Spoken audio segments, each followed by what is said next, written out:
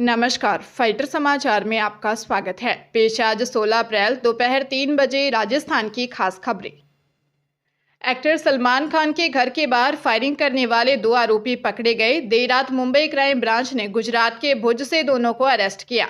इनकी पहचान विक्की साहिब गुप्ता और सागर श्री जोगेंद्र पाल के तौर पर हुई है, जो बिहार के रहने वाले हैं। इन्हें मुंबई लाया जा रहा है। इन दोनों ने सलमान खान की बांद्रा स्थित गैलेक्सी अपार्टमेंट के सामने 14 अप्रैल की सुबह 5 बजे फायरिंग की थी। दोनों बाइक पर सवार होकर आए और 4 राउंड फायर किए। फायरिंग के वक्त सलमान अपने घर पर ही थे। घटना के बाद सलमान के घर के बाहर सुरक्षा बढ़ा दी गई थी। पुलिस के सूत्रों के मुताबिक दोनों आरोपी लॉरेंस गैंग का हिस्सा हैं। खान को लॉरेंस गोल्डी बराड़ गैंग ने जान से मारने की धमकी दी थी। फायरिंग की घटना के बाद लॉरेंस के भाई अनमोल ने एक ऑनलाइन पोस्ट में इस वारदात की जिम्मेदारी ली थी। दोनों से पूछताछ की जा रही है।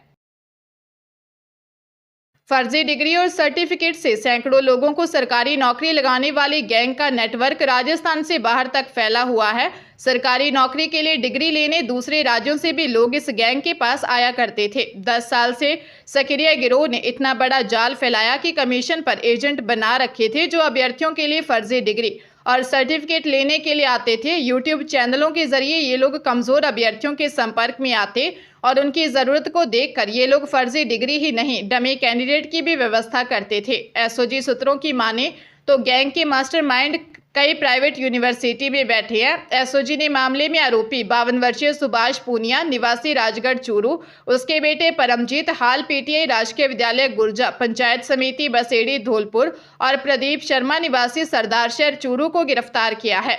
इनसे पूछताछ की जा रही है।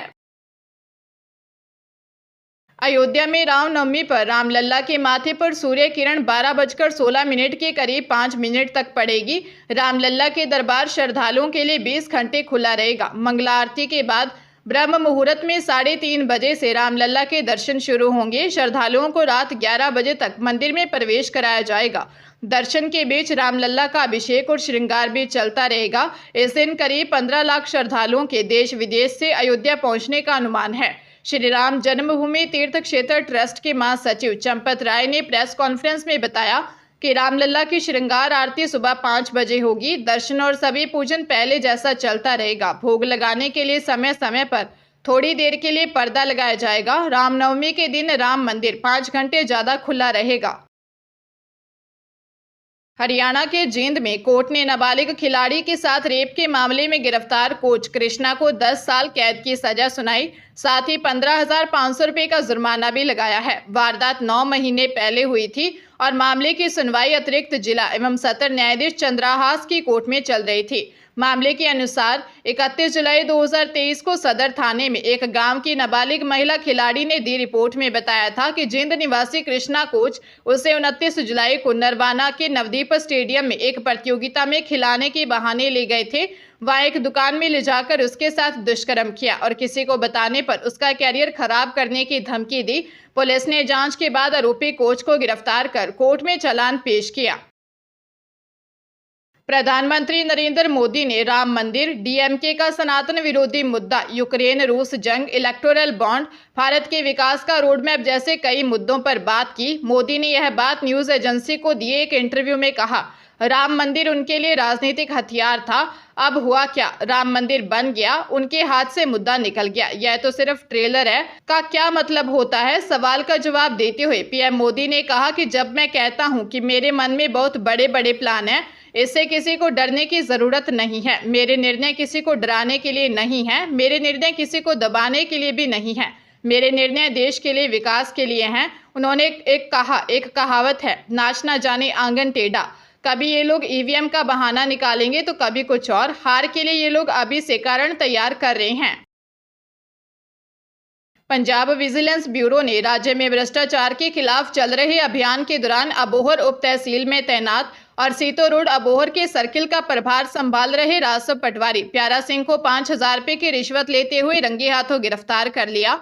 राज्य विजिलेंस ब्यूरो के आधिकारिक प्रवक्ता ने खुलासा करते हुए कहा कि उपरोक्त राजस्व पटवारी को अबोहर निवासी राहुल सचदेवा द्वारा दर्ज कराई गई शिकायत के आधार पर गिरफ्तार किया गया है। शिकायतकर्ता ने बताया कि पटवारी उसके प्लॉट जो उसकी मां के नाम पर था का म्यूटेशन करने के लिए 5,000 रुपये की रिश्वत मांग रहा है।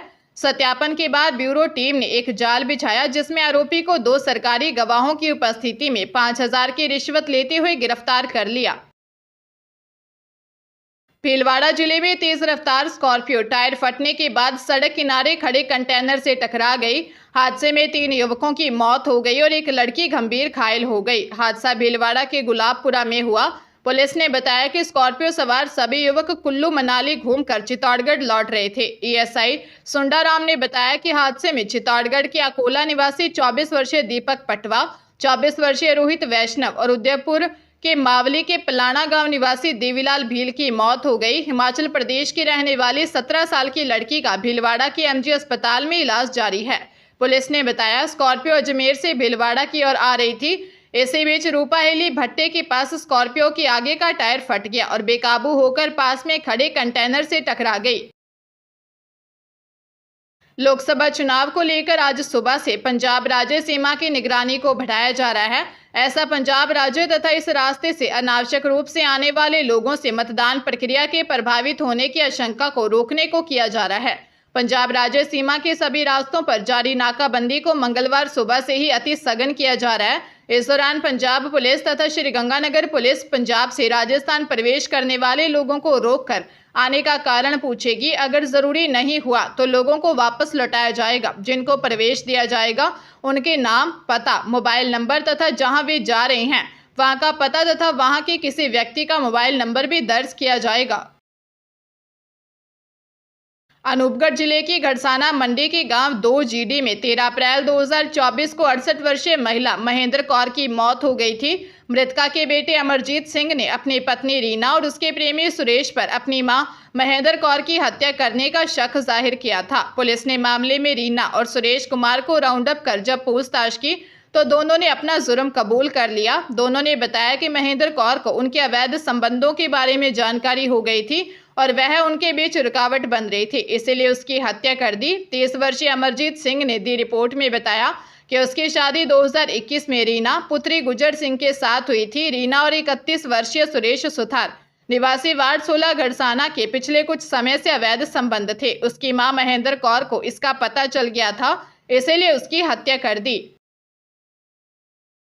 सवाईमाधोपुर जिले की गंगापुर सिटी में 2 साल की मासूम को उसके पिता ने ही मार डाला। मासूम कमरे में अपनी मां के साथ बैठी थी। इसी दौरान पति पत्नी में किसी बात को लेकर झगड़ा हो गया और आरोपी ने पत्नी की पिटाई शुरू कर दी। पत्नी जान बचाकर वहां से भाग गई तो आरोपी ने कमरे में बैठी 2 साल की बच्ची की हत्या कर दी। मासूम की हत्या के बाद आरोपी पिता घर में ही बैठा रहा।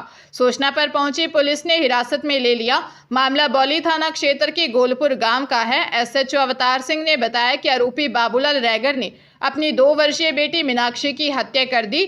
आरोपी शराब पीने का आदी है। वह अपनी पत्नी के साथ आए दिन मारपीट करता है। झुंझुनू जिले में शादी में जा रहे ग्राम विकास अधिकारियों की बोलेरो बड़ौदा कला गांव के नजदीक गड्ढे में अनियंत्रित होकर पलट गई और पेड़ से टकरा गई। हादसे में एक ग्राम विकास अधिकारी की मौत हो गई जबकि 4 गंभीर रूप से घायल हो गए। एक घायल को जयपुर रेफर किया गया है। पुलिस के मुताबिक यह हादसा बड़ौदा कला में पावर हाउस के नजदीक हुआ। बड़ौदा कला में ग्राम विकास अधिकारी जितेंद्र सिंह के भाई की शादी थी। उसमें शामिल होने के लिए झुंझुनू से ग्राम विकास अधिकारी जा रहे थे।